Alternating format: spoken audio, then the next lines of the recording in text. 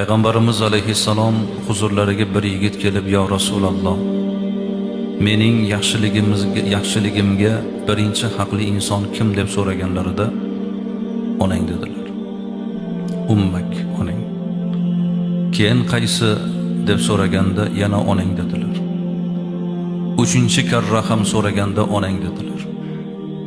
To'rtinchi karra so'raganda "Otang" dedilar. Demak, yaxshilik, ko'mak, yordam, madadni biz onadan boshlaymiz.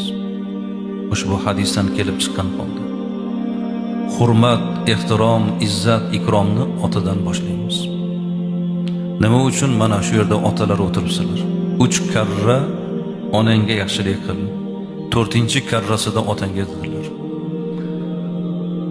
Onani otaga nisbatan bolaga 3 karra haqqi ko'p ekan. Bu yerda haqdorlik haqida gap ketyapti. Birinchi haq homila haqqi. 9 oy qornida ko'tarib yurganligini haq. Ona bechorani o'zidan o'tadi, o'zi biladi.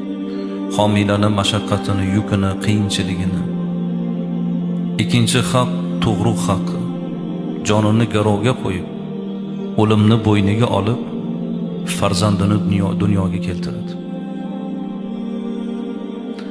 Boshidan shu mashaqqat o'tdi, o'lim bilan ro'para bo'ldi. Shu jarayon o'tsa-da yana homila ko'tarib, yana farzand tug'aman deb shu qiyinchiliklarga ro'para bo'ladigan bu ona bo'ladi. Farzand tug'ishda o'tib qolgan onalarni eshitmaganmisizlar? Bizning masjidimizga yaqinda bir janoza bo'ldi. 28 yosh kelin 3-farzandini tug'ishda o'tib qoldi. Tug'ilgan qizcha omon qoldi, uni tuqqan ona vafot etdi. Endi otasini ko'rsangiz, yelkasini ko'tara olmaydi. Farzand tug'aman deb joni halak bo'ldi. 3-chi haq ko'krak berish haqqi. Kechalari bedor bo'lib, yeganini yarmini bolasiga ko'ksidan emdirgan bu ona bo'ladi. Ko'ksidan bol emdirgan bu ona bo'ladi. Ona bechoraning ko'ngli bir mevaga ketsa, bolamni ichi buziladi deb ko'ngli ketgan narsadan o'zini tiygan bu ona bo'ladi.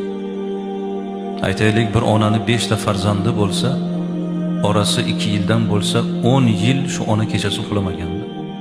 Ayni yoshlik davri farzandlari uchun fido bo'lgan bu onalar bizni yaxshiligimizga eng birinchi haqli insonlar.